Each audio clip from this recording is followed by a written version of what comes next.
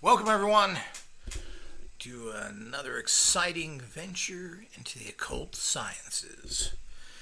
And as usual, I'm your guide, Grandmaster Thor here. I want to talk about a very important thing, and this is comes under the deep thoughts. And what I want to cover is, who are you? Who do you connect to? And, this is a question that people, I don't know if they really ask themselves or not, but a lot of it comes down to, as I think most people ask themselves one time or another in their life, is, what is the meaning of life? And I think I've covered that elsewhere, but I will cover that in other lectures. But part of that is that, who are you really if you're an occult scientist or seeking that path? Because, as I've said in so many lectures, to do that, you are basically, in terms of common society, a social deviant of a very high level. And because basically society is getting less and less religious ultimately, yet it is respecting religion more and more in a non-participatory manner. So what you're saying by being an occultist is you're rejecting pure, beautiful, loving religion. We see how that's expressed all over the world today. And the more religious you are, the more hateful expressions you give. So they see you as a anti-good or anti-God person. Of course, this couldn't be more incorrect, but that's the reality of it, and you have to understand that. That's why you're only friends of the guild and people you'll meet in the guild or the guild that you communicate with. Nobody else will really understand you, even other occultists who are probably on their own little bizarre, strange path or whatever they're into. The individuals trying to empower their own little petty lives and failing through some goofball system of disconnected mania. So, being an occultist is a big, big step. Finding the guild is even a bigger step, regardless of whether you reject it or not. And we welcome rejection, because if it ain't right for you, you shouldn't be here. But you were given the chance, for whatever that means. And people who are occultists and who are meant to connect with their real selves and reject it tend to ultimately get a karmic problem from that. But that's another issue ultimately. But who are you? Well, you take out your birth certificate and there's your name. Bill Smith. Born in this place. If you're born in America, that's Bill Smith, the American. And then where do you go from there? Because American really, even to Americans, really means nothing. They don't even really equate to their own culture. There really is, you're really not an American. That's preference by whatever culture you come from, who doesn't really give a shit.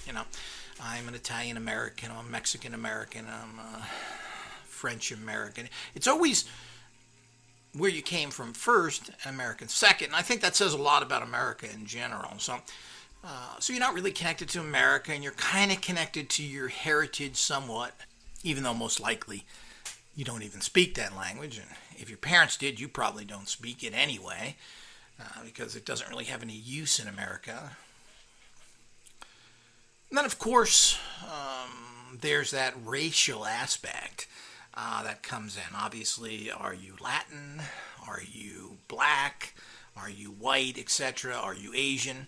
So this comes in and says, well, who are you? Do you think you really are any of those things? I pity you if you do. I pity the man. I pity the man who believes that. I pity the fool.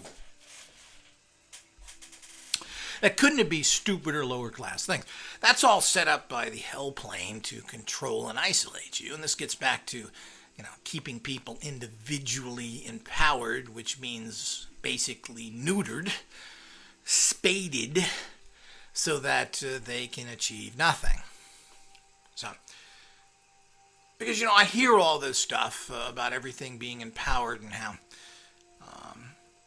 people are their particular, and it is hard to get away from things. If you're black or Asian in white societies, obviously you stick out. But what amuses me is that, and particularly it seems to be blacks tend to do this because there's obviously a major difference between white and black people in terms of their appearance, skin color. There's really no difference at all. There are only good people and bad people, plain and simple. There ain't nothing else. And it's pretty hard to find them good people. And it certainly ain't hooked up with race or sex. So as an occultist, you're in a very unique spot. And you have to get in touch with that unique spot if you expect to be empowered. And everybody wants the cookie cutter thing. I'm going to do X and be empowered. I'm afraid it ain't like that. And if it was like that, magic would mean nothing, because we would all go down to, guess where? Well, I want to learn how to teleport. I'm going down to Magic Mart and get me that teleportation little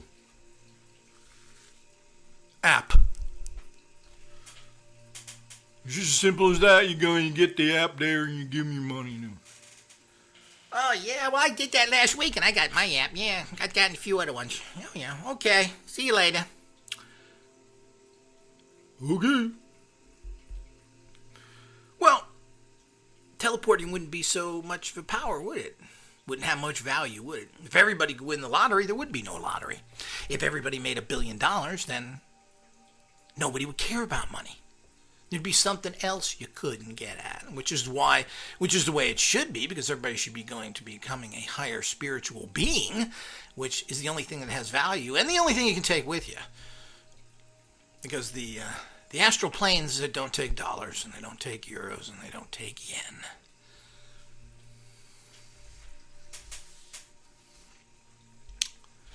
They take spirit money.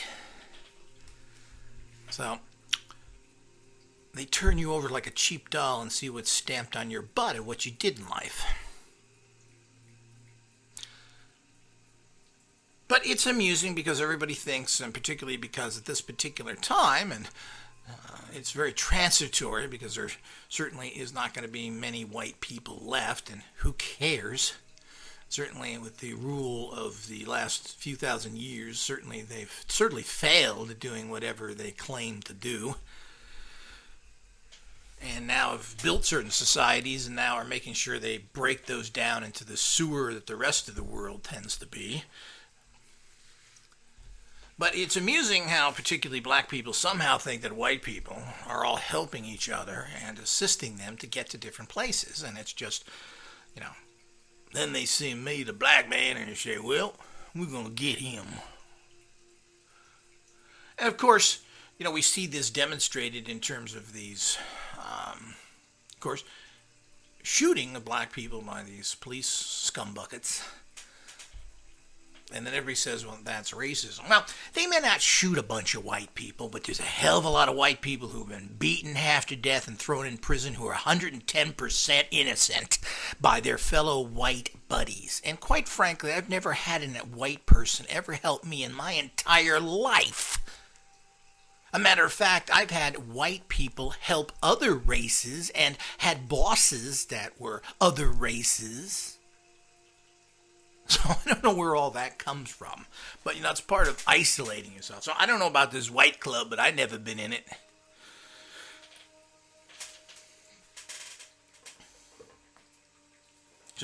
But that's how people look at things. And of course, it's an easy way. And of course, the society built of this anti-culture down south, which was perpetrated after Lincoln's assassination by the filthy pig of a vice president that he had that allowed all those people to die for nothing, and then just, similar to what's done today. Well, we'll just go in there, blow everything up, and of course people stop fighting, and then, well, okay, we walk out, and then nothing happens because there was no way to institute a proper society structure there. Nobody could care less as what happened after that. So when you think about vice presidents sometimes, think about, I forget his name, but we should also think about him the next time you are on the john of what this type of individual did to the country.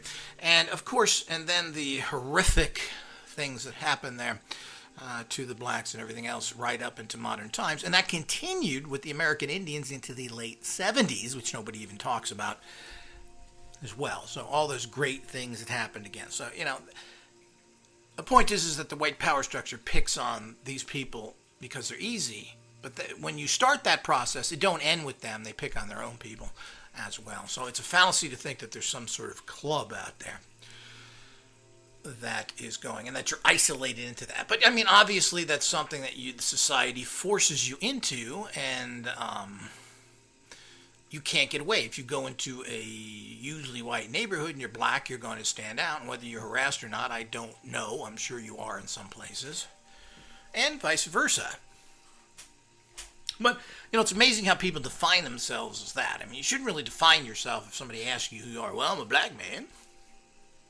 Well, I know that. I can see you're a black man. But who are you? You should define yourself as your spiritual path. And I even find this even more outrageously humorous when people define themselves by their sexuality. I'm gay. I didn't ask you who you have sex with. I asked you, who are you? Now, that always amazes me, the fact that, if you would go to a cocktail party and most people ask, what do you do for a living? Because they're trying to figure out who you are and make conversation with you. And generally that is some way of finding out through your profession. So you'd ask someone who you are. I'm gay. Well, I didn't ask you that. Or if you're straight, say, yeah, well, what do you do? Well, I screw women. Yeah, that's what I do. Yeah, that's who I am. I didn't ask your sexuality. What do you do in life? What? Well, and that's how apparently gay people, because they feel, I don't know if they feel they're victimized or something. Well, if you don't advertise your sexuality, no, people ought to be judged strictly on conduct. Well, I don't care what your sexuality are. I don't care if you're transsexual. I don't care whatever it is. It's your conduct, and that's how people should be judged. It's just like the legalization of drugs and everything else. I mean, people should have the right to do this, and it's their conduct. If you're going to get whacked out and drive a car, whether that's doing alcohol or other things, then there's a problem. If you're going to smoke cigarettes, which are known toxifying poisons, then you ought to be taxed as a smoker, because we have to, as society, take care of you and pay for you. But that's a toxic substance that ought to be outlawed. But it's actions. It's what do you do, and people need to be judged by their actions and conduct. Doesn't matter if you're gay or straight in a job. What is your conduct? If you have inappropriate conduct, no matter what your sexuality is, and there's plenty of problems with heterosexual sexual harassment, then that is inappropriate, and those people need to be handled and handled firmly.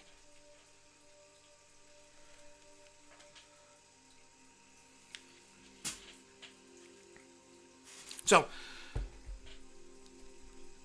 it's conduct. People have problems with gay marriage, and it's a little ridiculous considering that 80% of the marriages fail. It's certainly not a very sacred institution that should be kept to a certain group of people, because they certainly haven't gotten it right. It's conduct again. It doesn't matter. It's what spiritually you're about, and spiritually what your goals are, and that's what people have to be judged by. And that's how, as an occultist, if you expect to stay in touch with, I'm white, black, from New Jersey, and I'm a dentist, or whatever the hell you do or what, and you quantify yourself, you measure yourself in those terms, you are depowering yourself. First of all, you're connecting to these particular groups of earth beings that you are now in contact with. Does that make you part of this world? I think it even says in religious texts that you are in this world, but you are not part of this world. And I think that's very, very true. And as an occult scientist, you must really understand that you are in this world, but you're nowhere near part of it. And the more you connect to the common world, the more you depower yourself. So, by depowering yourself, by connecting to the common, decaying, corrupt world, you are connecting with what a human being is, or an earth being in particular is, and that is a weak, powerless, freaky person, a cunning species that has survived and prospered through using its cunning as a parasite and nothing else. Not through any intelligence. The human species has learned to parasitically live off of others and enslave and kill other things so that they can prosper. Not through some great intelligence. Certainly nothing intelligent about the human species if you look at them. I mean, it really doesn't take much genius to see what's been built and where money is spent on and everything else. And we have super underground bases and trillion-dollar military machines, yet we don't have a trillion-dollar hospital anywhere, healing centers, or even churches for that matter. So the idea is that all these things have to be looked at as a factor that if you connect with the money-grabbing, resource-raping, putrefying flesh humans, and the whole society is basically about eating and screwing, because that's what humans are all about. You eat so you can then propagate more parasites, and your whole existence is based on that. Do you actually think you're ever going to reach high levels of power? That's why all these earth-based left-hand path people never really achieve anything, because what they're trying to do and what they are doing is anchoring themselves in the hell plane, and the hell plane is a plane of deep-powered existence. If you want to be empowered, you disconnect from the common physical plane as much as you possibly can, and this is where it comes into having a particular what I call is situational schizophrenia of the way you have to operate.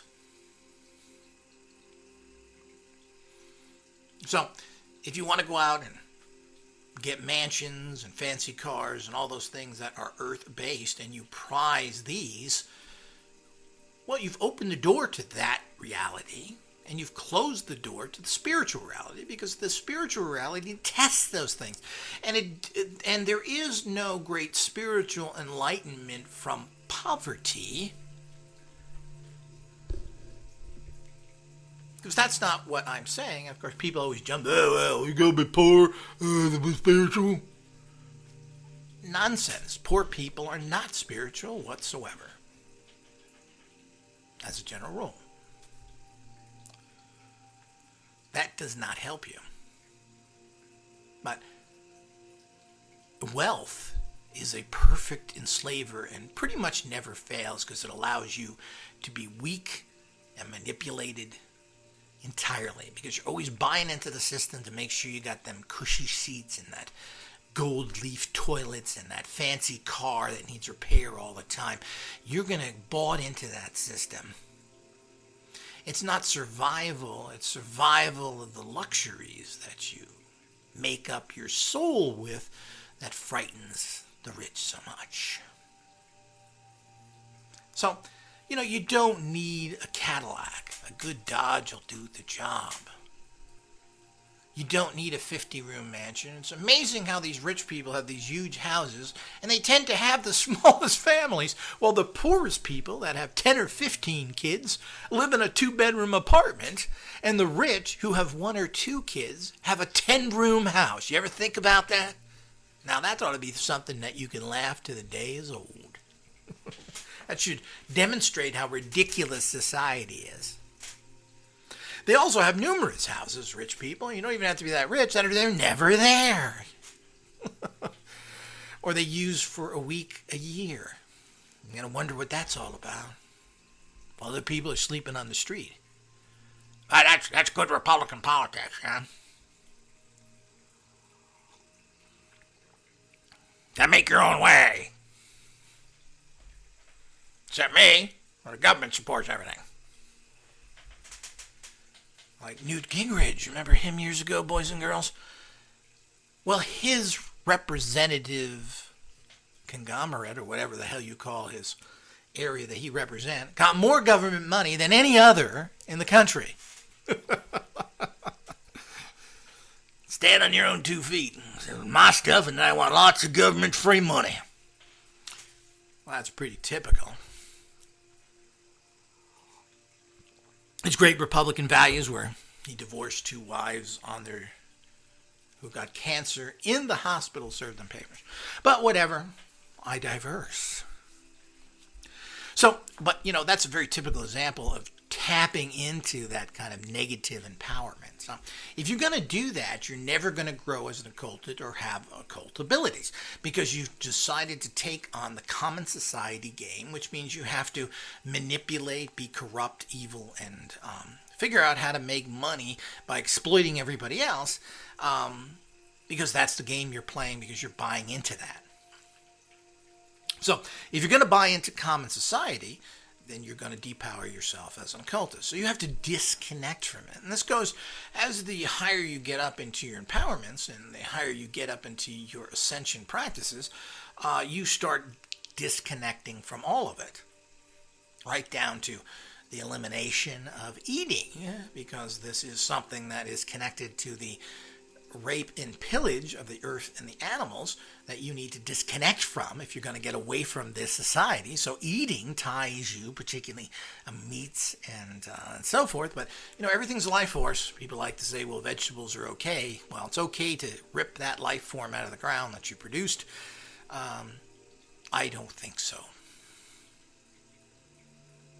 So you need to disconnect from all these things and understand the problems that are related to buying into the system. The more you buy into the system, the more you enslave you in the system, and the more you lose magical power. So you disconnect from it. You disconnect from sexuality. You disconnect from food. You disconnect from all of it, because these are all earth-based compulsions that do not serve you as a higher functioning abilities.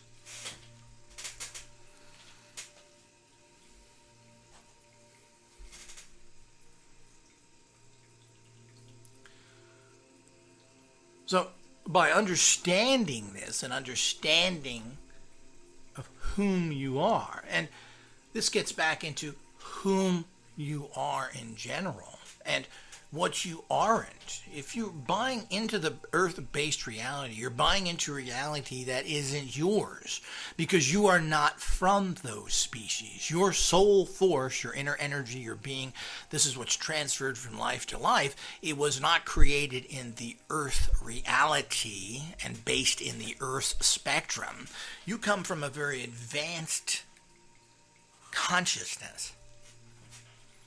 This comes back to the great societies. Now, even in the Bible, few people want to point these things out, but when you talk about the Bible and all the things that it had there in so many holy books, they talk about, when Cain and Abel went out and started humanity and all these things, that there were other societies already existing. Did you know that, boys and girls? Well, I think that's pretty fascinating. If there are other societies existing, well, supposedly God created everything. Well, it's very conflicting here again. Isn't that interesting? Well, the truth comes out even in these documents that are manufactured to control people. Truth always gets its way in there.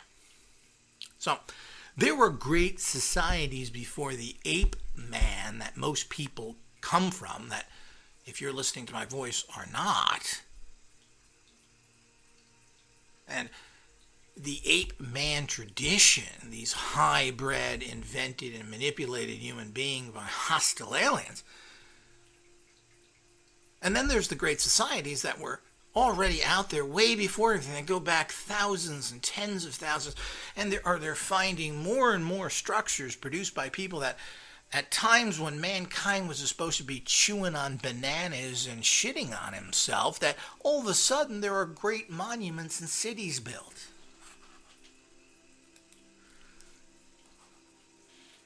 Because after all, we found some monkey species that looks like some Cro-Magnon, some whatever. And people are very confused with the fact that there's all these kind of humanoid species which are somewhat related to apes and the monkey family. Not quite monkeys. Monkeys are special. You're not talking right because that ain't real science. Whatever. Chimpanzees, yeah. Humans are like chimpanzees. Well, I can't climb a tree with a dam, so I'm not sure what that's all about. But whatever. So you've got to understand this whole thing here of where modern Homo sapiens came from is really a confused mess that nobody really understands.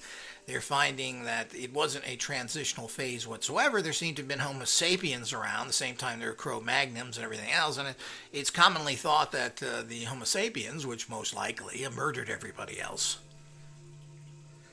and took over, so to speak, or were assisted, or who knows what the hybrid species program is that. But while all this was going on, there was a core group of people who settled this planet that goes back hundreds of thousands of years ago, I should say, who built great societies. Of course, we only find their stone monuments because stone monuments last forever, of course, and it's unfortunate we don't build more out of stone now. But that's what survives.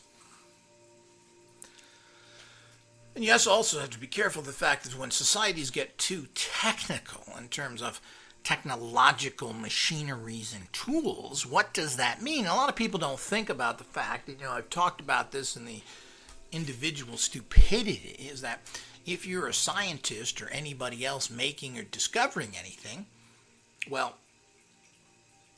if you wrote that down, somebody had to make that pencil. That pencil's made out of wood. Somebody had to cut the tree. Somebody had to make the graphite. Somebody had to dig it out of the ground. There are hundreds, if not thousands, of people connected to making one pencil so you could do your individual thing. And of course, you wrote that down on something, didn't you? That piece of paper. Again, that tree had to come from somewhere. Somebody had to harvest it, process it, package it, make it into paper, put the plastic around it, put it in a box. Somebody had to put it in a store, sell it in a store, put it there. Because, people have to think how many thousands of people are connected to one simple sheet of paper. Now, this causes problems because then it creates industries. Industries are counterproductive to higher consciousness. So you're not going to find a lot of garbagey tools and TVs and kitchen gadgets that cut an apple in 45 ways in 1 second. Because industries are counter consciousness. Somebody's got to be paid. Somebody's got to produce it. You got to create these industries around it. Nobody thinks about these things. But, so before we diverge too much into those things, but it all ties together. But there are these ancient societies that have been since the beginning of time on this planet. And you're talking about, hundreds of thousands, possibly even millions of years going back. Of course you wouldn't find traces of them. We're finding stuff today. We've not investigated even hardly any of the literally hundreds of millions of miles of tunnels that go in the earth. We've never been down there and looked around, and they're not investigated, they're not looked into, and it's endless. And the tunnel structures that have been built in the last 100 years, thousands and thousands of miles of these have been built all over the world for military industrial complexes and for use even today. Tunnel systems all over the United States that from one side of the coast to the other side, where people travel at super high speeds so they can go from Nevada to Washington, D.C. and tunnel complexes that are there. And that's just part of what's going on. That's just modern day stuff. All the ancient, there's endless tunnels throughout the Mayan and Aztec cultures, as well as all over Egypt. And of course, the minute they find these things, you never hear about them again. Yeah, we found nothing down there, just a tunnel. Yeah. Okay.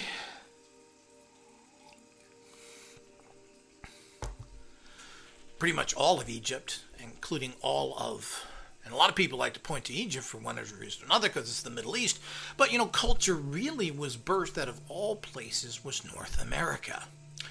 Great cultures all came from North America. These things have now dissipated into the ground. Of course, there are a lot of them all over if anybody ever really wanted to dig them up. And then moved down to Central America, of course. And, of course, then there was the floods of these great societies that mixed with the common earth apes. And advance their societies. Particularly the societies in Central and South America, which are much more advanced and actually had much larger and bigger communities than the Egyptians ever had. And the jungles of Mexico and other places are just almost every square foot was built. And you can pretty much spit in certain jungle areas and you're going to hit a new Mayan or Inca or Aztec structure.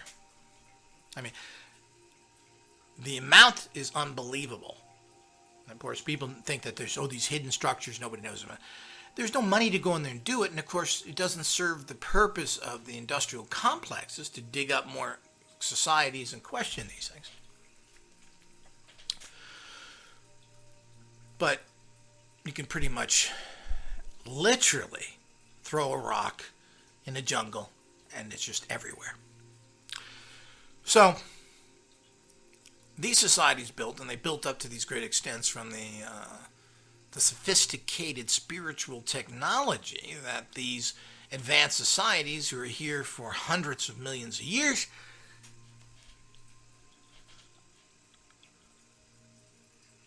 gave them. There is even proof that there were human species at the same time of dinosaurs. But we don't want to confuse science with facts. So there is these two groups of people who have intermixed now because the old societies left this plane. There are certain ecological problems, severe earth changes, etc., etc., and what considered the worthlessness of this particular plane in general being here.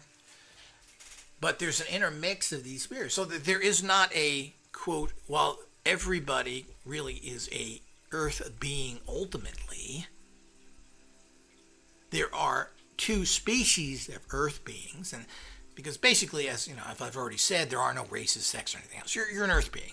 And basically, you're not a citizen of a country. I'm not an American. I'm not a Canadian. I'm not an Englishman. I'm not an African. Whatever it is that you want to say you are. First of all, you're a citizen of the earth. And anybody who tells me that they love their country or I'm from here, you're an idiot. The hell is that about? You're a citizen of the earth. And you ought to be taking care of the people on the other side of the world and those resources and that precious water and that precious air. We're all using the same air. We're all using the same water to some extent. I'm not a citizen of a country.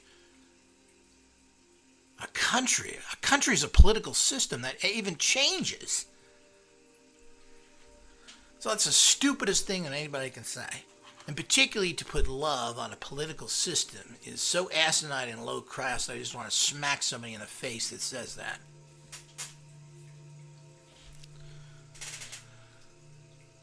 And then further defining yourself in all these areas is nonsense. And of course, as I said, you're forced into these areas by society because they want to keep everybody separate and thinking nonsense. But so that's very important to understand. As an occultist, you're not an earth being. That's for the rest of those kind of sub-apes. You're a child of Atlantis, and you need to understand that. So your connection is not to Earth. It's not to your racial background. It's not to any other nonsense. It's amazing how people say that you're a Jew like that's a race or something. It's a religion. So I don't quite understand that, but whatever. I guess you can say the same thing about the Muslims or anything else. They've taken the religion and made it into whatever they are. Other stupid things. So it's important that you center your consciousness into understanding that you're separate from the earth men or species, that you are, your core soul force is an Atlantean soul force, which is this separate advanced society structure that you come from, and that's who you're connecting with, not on this physical level, but on this very important spiritual level, if you expect to get to these higher understandings of life, these higher empowerments, and ultimately the breaking of the cycle of the reincarnation, escaping this and going and ascending to a higher level of consciousness, which is called the Immaculate Path, but it's also been called going home.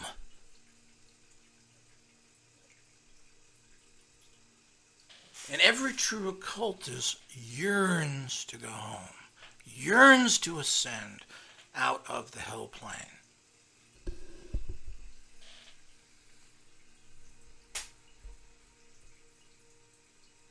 If you allow yourself to be drawn into the ape species mentalities, you will only achieve very low levels of empowerment, which is, as I've stated, why all these black magicians who are rooted into ape thinking and species and their predatory, evil, life-destroying, self-centered crap holes they're in,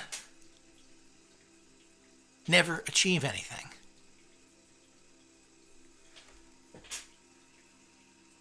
So, and we see this time and time again from all these I'm ruling the world and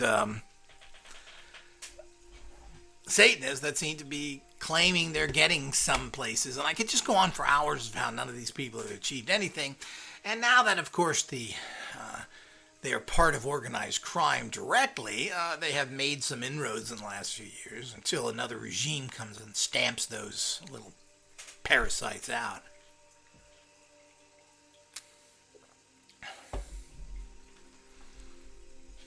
But it's quite amusing. And right up to modern time, of course, with the poster boy of black magic occultism out there whose life is a total complete mess. So, you know, they keep propping up people like Aleister Crowley, who achieved a lot because daddy owned a beer business, made a lot of money, and who was a radical, what you call a born-again Christian. And he was able to function because of that and got into good schools and everything else, and then really had no success or fame at all until he was propped up by the Black Lodge, and they scattered his books everywhere that people were impressed with, but he couldn't get his books published. He couldn't publish his books. He was heavily rooted in writing pornographic poems and all his other stuff. Nobody wanted to touch him, and his great magic certainly didn't get him to get his books published. He had to publish everything himself and never really sold enough of these. As a matter of fact, if it wasn't for some later in life Black Lodgers who picked up his books and started waving them, we would never heard from him again, and nobody would really care. He achieved absolutely nothing.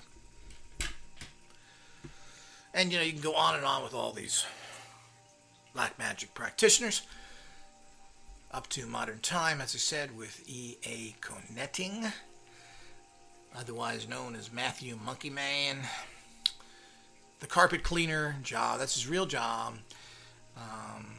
Drug addict, been involved in many problems, ex-Mormon, who claims he can manifest anything he wants, and he's not interested in having a bunch of wealth because he can manifest all he wants. I guess that's why he's still cleaning carpets. And maybe the greatest sin of all of a Satanist, he's got an ugly wife. So, a shining star. I want to be just like A. I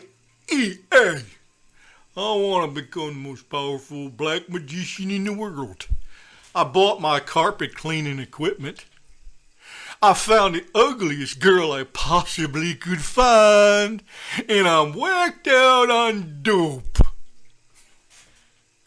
Am I the god of the Black Path or what? Call me the satanic pope. Now, none of that is an exaggeration or a lie. I wish it was.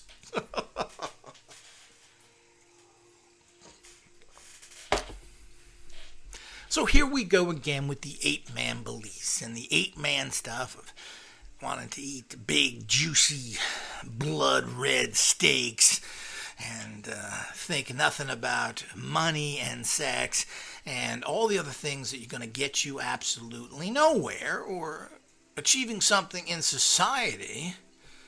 For what? I mean, would I want to go to a party with Bill Gates and if Steve Jobs was alive, or who else?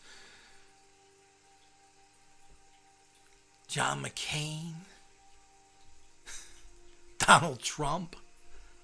Old bumhead? I think, people would say, well, that would be a hell of a party. Not in my book. I'd rather go down to the local sports bar and talk to those people than those boob heads.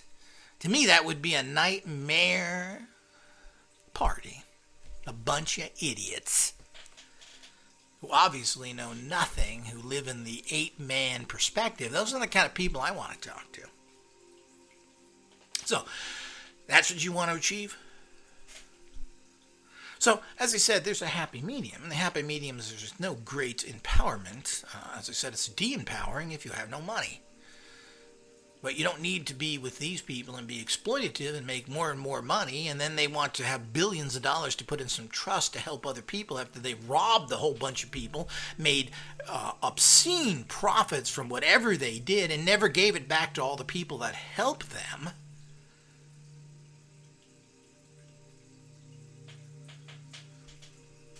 Is just incomprehensible.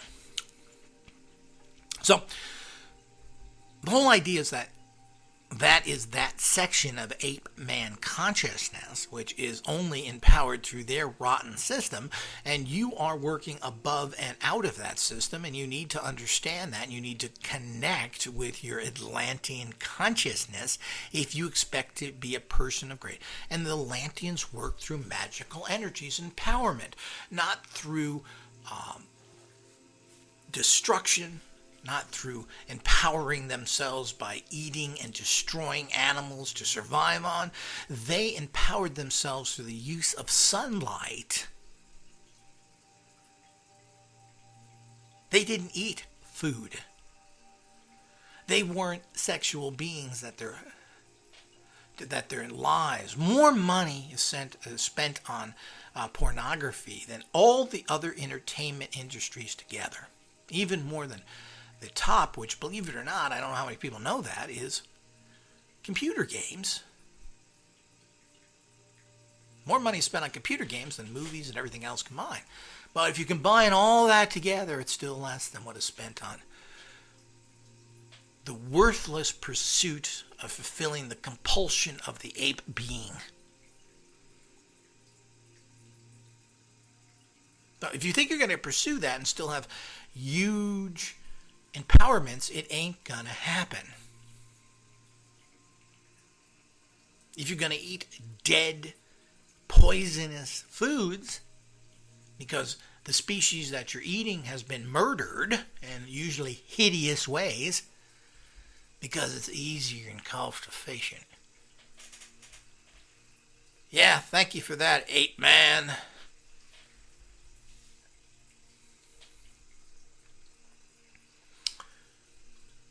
Then you ain't going to get anywhere. Everybody wants extreme abilities.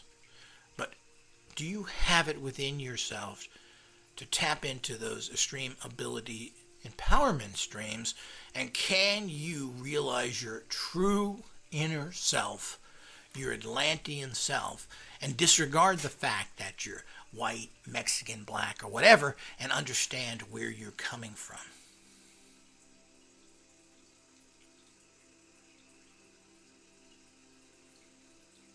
Just connecting with the reality of understanding of where you are coming from as a species, as a soul force, which is part of what we do. And the first thing that we do as a major initiation in the inner order is we connect you to your Atlantean stream, and your life completely changes. But we can't do that with everybody because, you're too much into your ape world. It takes a conditioning, it takes a advanced consciousness being to be able to do that, which is why it's difficult to get into the guild in general.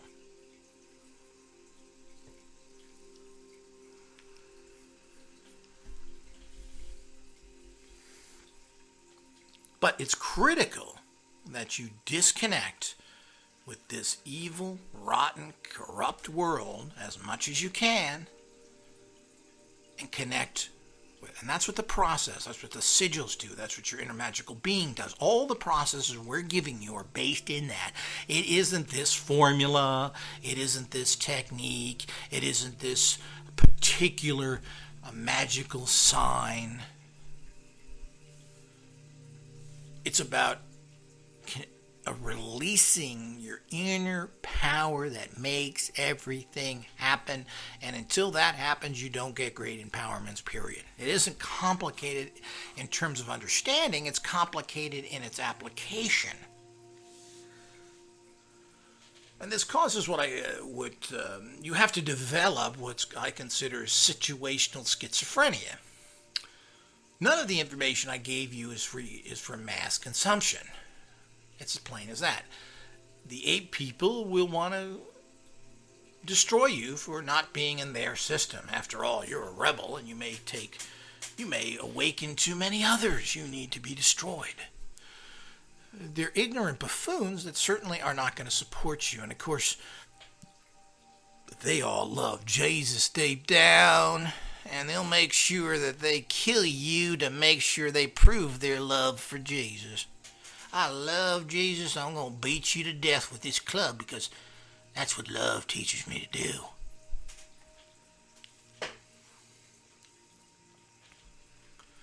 So, the whole idea is when you're mixing with common society, and this is why I say it's so important for people to be connected with the guild, to be outer guild members. Whatever you can do on whatever level you can to stay connected with this Atlantean stream of empowerment is what's going to make your life change. Drastic changes happen in your life if you stay connected. It doesn't happen overnight. It doesn't happen in 6 months. It may not have happened for 3 or 4 years. But as you stay connected with this, you grow and grow and grow. Life isn't about instantaneous. When you're born, you're not 6 foot. Now, a lot of people reach 6 foot. A lot of people, let's say, 5'8". Well, usually it takes 15 or 20 years to grow. You don't pop out of the womb being fully grown. And there are reasons for that. Just like there's reasons you can't jump ahead to extreme consciousness changes and mentally handle it. You'll go bonkers. And when these things happen naturally, who knows how many people in mental institutions are because of this surge that happened to them and they can't handle it and go nuts. Who knows? So these are not things that people should want for. Everything in life is developed, honed, and empowered, and that's what your life is all about. You have to adjust to things, and that's the way life is. Instantaneous things corrupts and destroys and off-balances you to a extent that maybe you can never get your balance back. So the point is you have a schizophrenic existence, and that is you operate in the outside world in a particular fashion and interact with people in that aspect. And you talk about regular stupid things with them if that's what you have to do to earn your money or do what it is, or even to benefit from whatever that may be. I mean, there are benefits with being involved in certain groups, whether they're being a Mormon or being a Mason or anything else, for the society assistance there. So there are benefits for those things in society, plain and simple. That doesn't mean you have to share your inner feelings of who you are as a person. That's just something you need to do. You operate with the public in one area to get a job to do it. You got to go to common school and get a certain education or trained in a skill. Whatever it is for you have to do to survive, you have to do that.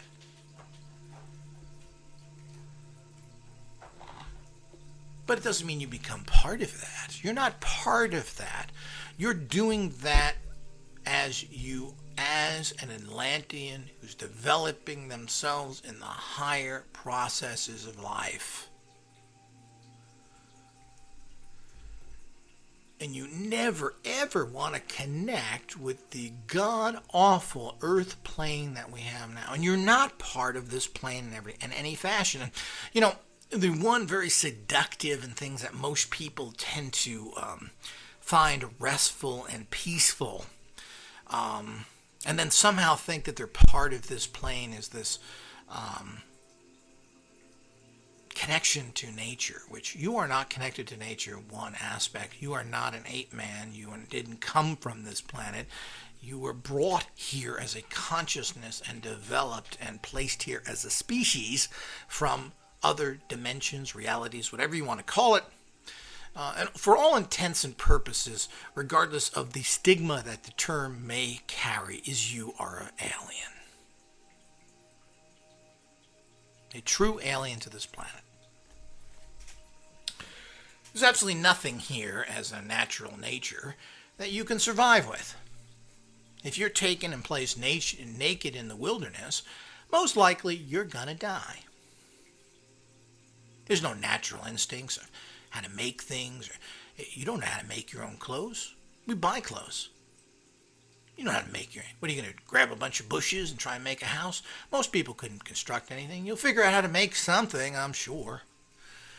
But of course, let's compare you to a bear. If I take a bear out of a wooded area and put him in any other wooded area around the world, he'll survive. He don't have to make shoes, clothing, housing.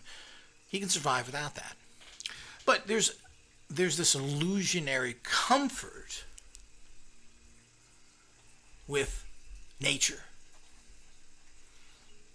And the comfort is that you feel so balanced there. Now, you do feel balanced there for particular reasons, and there's this pure natural energy that you don't get in regular society there. The uncorrupted, really vulgar energy to some extent, because nature is far from loving and peaceful. It's eat, just like mankind. It's all about eating and surviving and drawing. Even a tree takes the minerals out of the soil and steals the sun and the air. So it's important to understand that. So if you study, it's one species feeding off of the other, and that's how the earth plane is. And when this translates into the ape men, it becomes even more vicious and parasitical in nature. 80% of the species on the planet are parasitical in nature.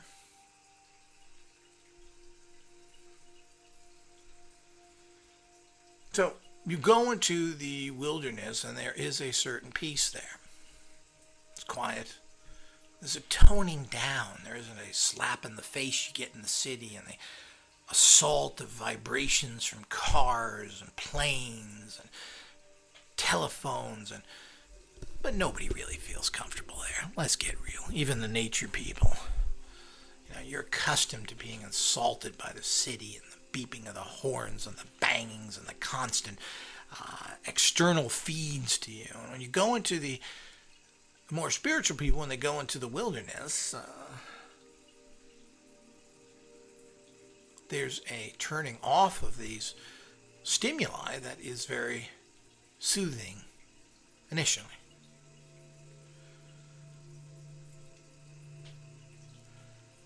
But that's a big illusion because you're not part of that wilderness. You're not going to go build a nest somewhere and feel comfortable and be able to get your dinner somewhere. Not unless there's McDonald's up at the top of that tree.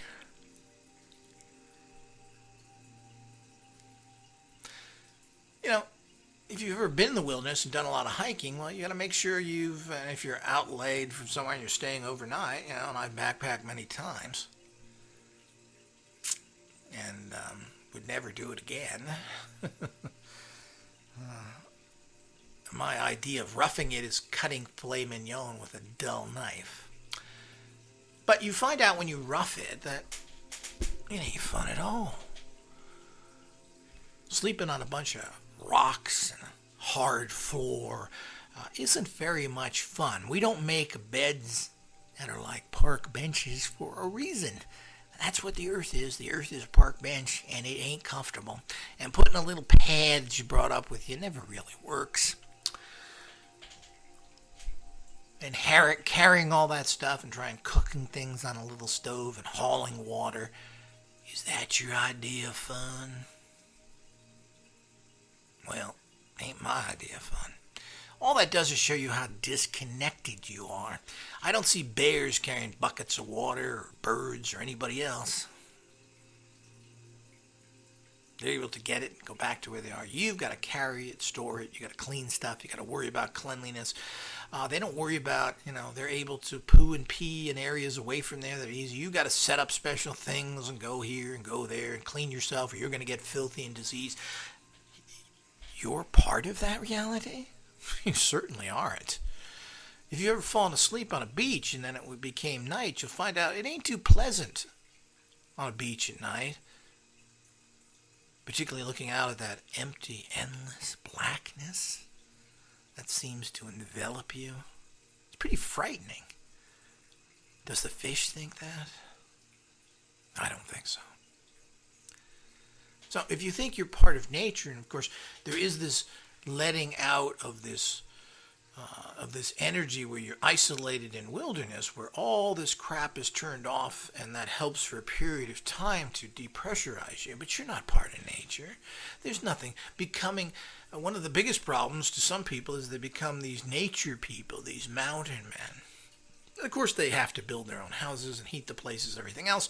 Again, there isn't people, bears don't go and cut down wood and have a stove there so they can keep warm, or neither do any other animals for that reason. Some build, obviously, their own little houses or whatever, structures, but they become that and then they blend with society and they become animalistic in nature. Usually without any of the balance that other animals do. So they blend with nature because they have to, and they become sensitized to the changings, the environments, for survival reasons. It doesn't bring enlightenment in any way whatsoever. It depowers you yet again. You're connecting with something that you are not part of. And you can imitate it, but it doesn't do anything to serve you, and it certainly doesn't bring you into a higher spiritual aspect. And we've seen this from most mountain men and farmers and everything. They're usually a very dumb, low-class group of people. They have this stupid task. It'd be no difference if they sat there hammering car tires all day. It's no difference whether they're working the earth or do that. There's nothing enlightening or great about that path whatsoever. So you got to understand that you're not part of that. And anybody that thinks they do, of course, I love nature and I love nice views, and I love to see that from my heated, cooled, comfortable, drink in my hand, chair looking out the window upon it, because that's the reality I come from. So you're no way at all connected with these realities. And this is also the problem with these ape men, which are hybrids as well, which is why they abuse and use the earth more, because they don't feel really any connection with it. And they don't even seem to care about this planet much, that they have to live on it or that their relatives have to live on it. Apparently you just build nuclear power plants on earthquake faults or just ignore it, like the Japanese do, because they're so zenned out. I guess they were zenned out when they massacred 80,000 Chinese in Nanking, cut their heads off and made postcards of them.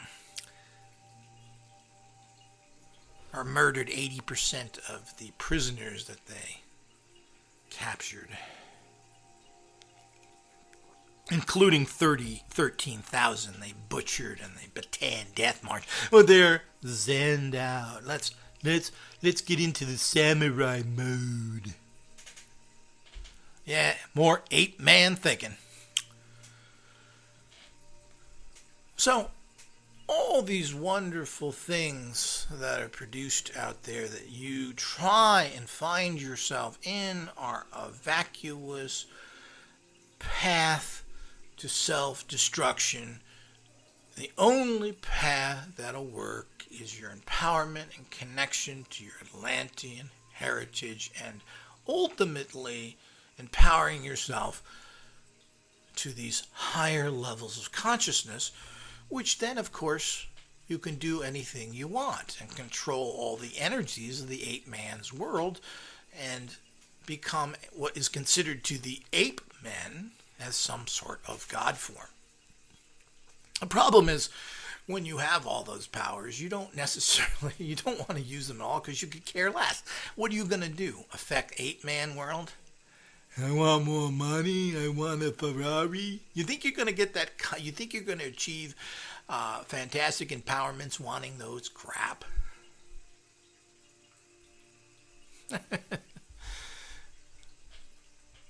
So, this is why everything takes care of itself in this perfectly balanced world we live in. Ultimately, on the higher levels, everything aligns itself one way or another. So, it's already been proven that there's a major change. So, the point is what is alive on this particular Earth now? And we're not talking about, this happening in a few years or even hundreds of years, but, even thousands of years from now and etc. I don't even know if it's millions. If we believe science, and of course we can look at the universe now and pretty much understand that everything is changing and moving. The sun's virtually going to blow up and everything's going to be nuked. The Earth is a transitory thing. So the planet's not going to be here forever. But this doesn't mean in any way to instill fear in people because, I see these reports on TV and these scientists talking about this. And they usually mention a couple of times in the special that, these are millions of years from now.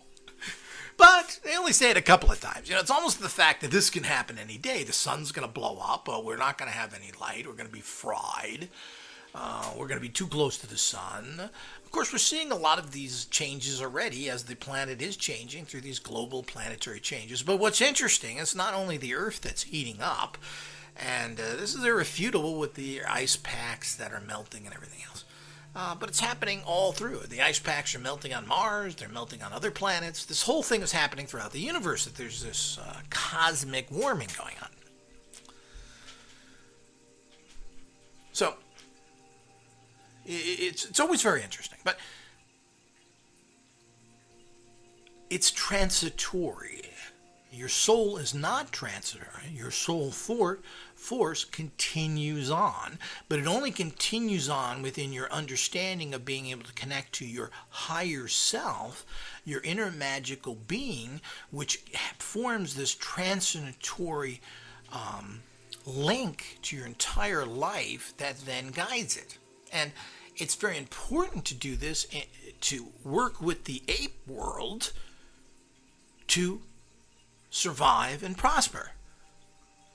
Because unfortunately, because everyone is so scattered and so individualistic, that there is no support system for this kind of belief system. And I've tried for many years to form it, but people just won't do it. As usual, they're tapping into their ape being instead of saying, well, we could have a great society together with mutual understandings. But nobody works together.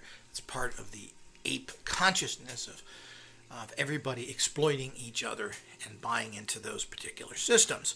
Of course, the rich and powerful don't do that. The rich and powerful got all sorts of clubs they belong to, and the list is as long as your arm. They all work together, but you poor ape slobs don't. So,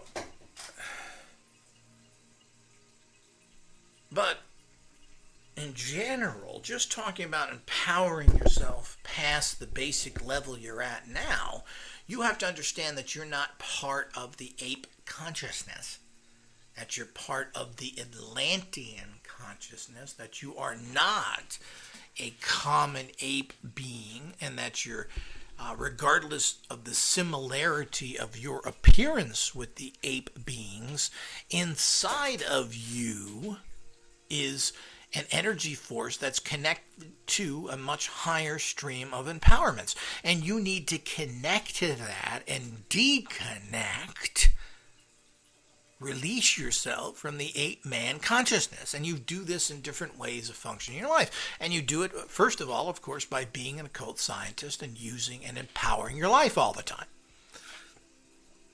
This goes with the way you think, and then ultimately how you build your empowerment by disconnecting from the destructive aspects of the ape world. I mean, to put it in an interesting and maybe comical, but I always like to use these representatives, is the classic old movie, The Planet of the Apes. And basically, that's who you are. You're the humanoid species among all these apes. And you're the freak. You're the one that they think is ugly. You're the one that they question. Just like in that movie. You're the one they want to put on a chain and use as in a zoo. So, you need to break away from that world, but not in the fact of confronting that world directly. You have to do it in a cunning manner. So you disconnect and operate your own lifestyle outside of that. So that's where this, the situational schizophrenia comes in. But when you're doing rituals in particular, when you're doing things to empower you, and when you're doing things to protect you, and Atlantean beings need to do this more because they're more susceptible to this, because the Earth-man energies affect you harder and you tend to be persecuted more because they sense this in you. They sense that you're not an ape-man, so you tend to be victimized more on this deeper level. So you need to do these things and empower your life, but you do it from understanding that you're not part of this rotten, corrupt society out there that is parasitical in nature, that rapes and destroys everything it puts its hands on. You're not part of that. You need to transcend out of that. And when this transcension process goes on, you empower yourself to these higher levels. So you are not an earth being. You are not a white person, a black person, a Mexican person. You are not an American. You're not a Frenchman. You're not an Argentinian. You're not a Russian. You're not a male. You're not a female. You're a citizen of the universe. And you are a child of Atlantis.